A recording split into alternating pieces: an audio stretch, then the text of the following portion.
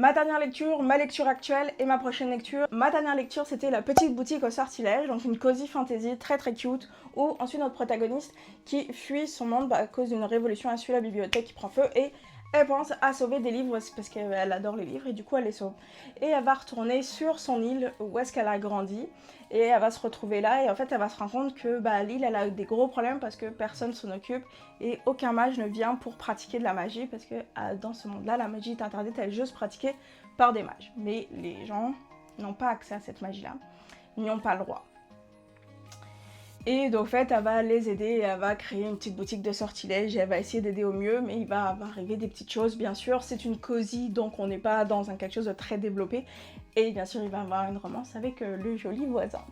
Donc très très cool et je vous conseille si vous avez envie d'une lecture très douce, tranquille, small town, fun family, ça va être parfait pour vous pour l'automne. Deuxième lecture, ma lecture actuelle, c'est donc le tome 1 de King University, The Sad Girl.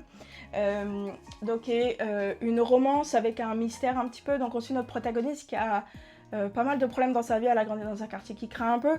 Et suite qu'elle se fait arrêter par la police, elle se fait contacter par une avocate et qui lui dit « Écoute, j'ai besoin de trouver le violeur dans l'université, la King University, qui est comme une université très luxueuse où des gens riches.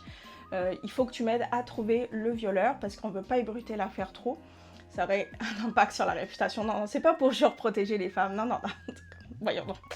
Et en échange, je vais libérer ton frère de prison.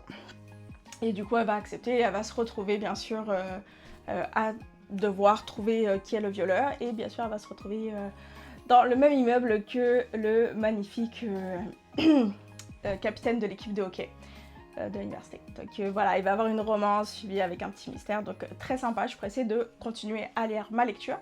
Et ma prochaine lecture, c'est 10 ans, noces de sang.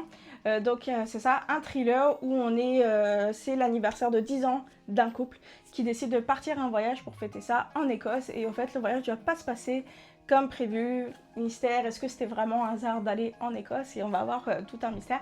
J'ai pas trop lu.